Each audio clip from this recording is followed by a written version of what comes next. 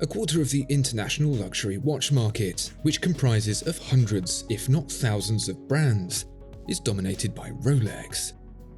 It's the stairway to heaven of the watch industry, the sexy kitten Halloween costume, the three-point landing. Brilliant, but it's being done now. A lot. So let's reset for a minute. Take a moment to bathe our eyes and ears with something different, something, dare I say it, better. Want to save money on your next watch? The Watchfinder price promise means you'll get the best price. Search Watchfinder to discover more. You may well groan at this first choice because, yes, at this point the retort of Grand Seiko to Rolex is like the hipster watch collector's battle cry. But as they say, there's no smoke without fire. Enough people sing the praises of Grand Seiko for it to be worth a consideration rather than blind rejection.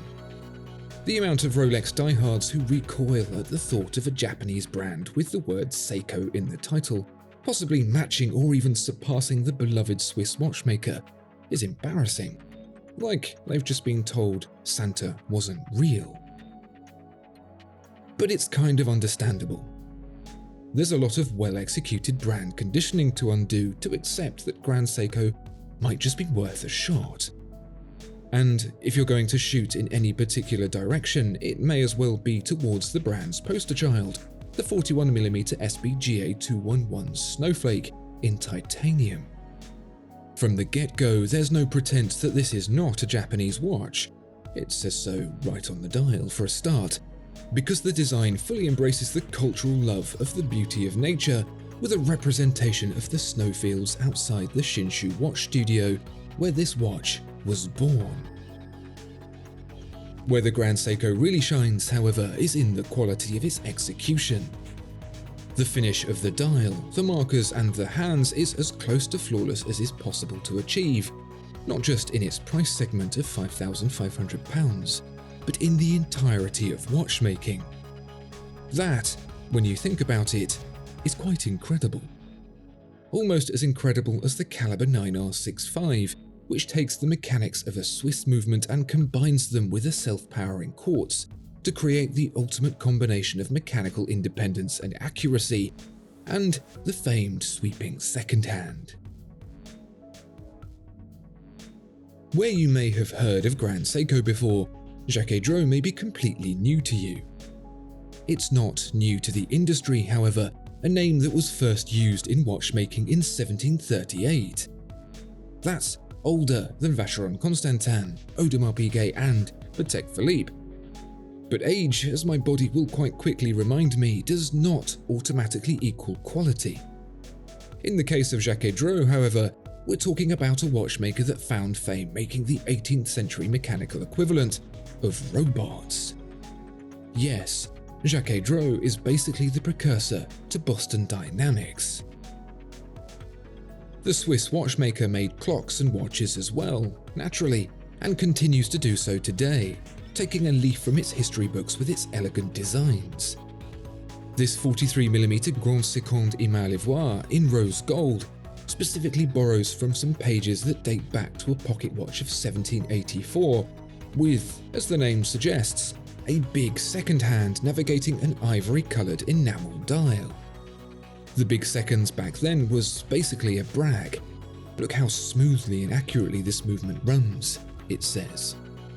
Today, an accurate mechanical movement doesn't quite have the same wow factor it used to, but nevertheless the Caliber 2663 is a beautiful example, and surprisingly modern, with a plump 68 hours of power reserve coming from twin barrels to smooth out the torque curve for greater prolonged accuracy. The finishing, however, is everything traditional, grained, striped and polished as you would expect from an old master. The price for this history, beauty and mechanical charm? You can find one for less than £10,000. If you're enjoying this, please let us know by subscribing to the channel. It really does help. Thank you. When the 40mm Vacheron Constantin 56 in stainless steel first came out, The immediate response was that it wasn't powered by a fully in-house Vacheron Constantin movement, that it wasn't certified with the Geneva seal, and that it wasn't as stunning as some of Vacheron Constantin's other models. Okay, that may well all be true, but let me tell you what also does none of those things: a Rolex. What the 56 does do, however, is have its caliber 1326 hand-finished by Vacheron Constantin watchmakers. It may not be emblazoned with the Geneva seal, but it's finished to a level that would be awarded one if it were submitted. And, at least in my opinion, it's still a stunning watch. What you get is an entry into the Vacheron Constantin collection that costs just £10,000, or very close to it. The upper echelons of the 56 collection start to add some of the missing pieces back, but with it, of course, comes cost. And the whole point of the 56 is to be cost-effective. Instead of what it isn't, the way to look at it is with what it is: a watch from a top 3 watchmaker with a hand-finish movement for less than the RRP of the Daytona. Can't say fairer than that. Straying away from Switzerland again for a moment, we find ourselves next door in the land of beer and sausages, Germany.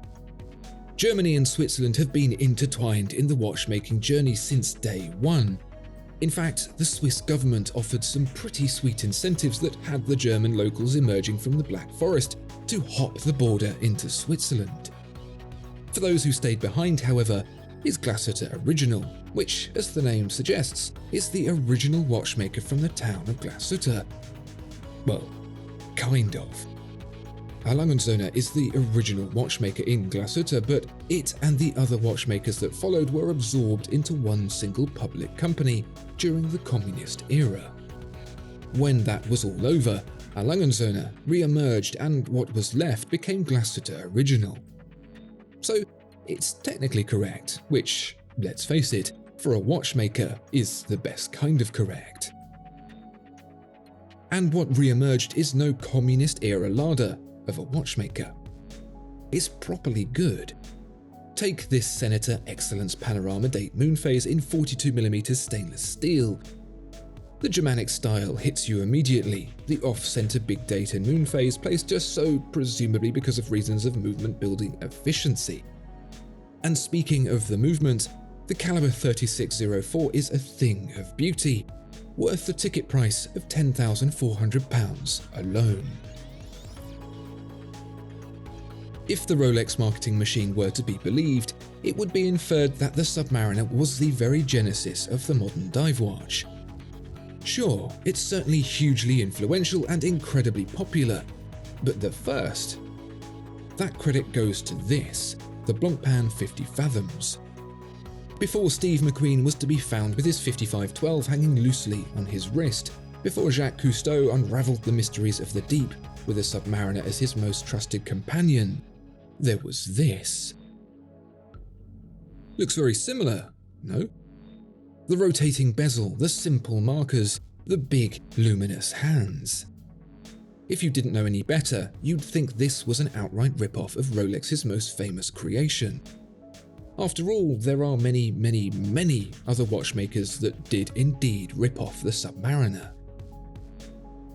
But no. The 50 Fathoms, here at 40mm in stainless steel, came first. It was so experimental it wasn't even available for public purchase, until Blancpain saw the commercial success of the Submariner, that is. The original 50 Fathoms was built to the design requirements of French Special Forces divers, an elite squad whose very lives depended on the performance of the watch, hence the simple functional design. With an RRP of just under £12,000 and the build quality of one of watchmaking's oldest watchmakers, it deserves more than just a second glance. Next time you hear someone talking about getting a Rolex, maybe these suggestions will help to illustrate that Rolex's dominance doesn't mean that it really is the leader of the pack. There are many options out there that bring greater quality, history and value. There's no wrong answer, mind you. A Rolex is still a great watch.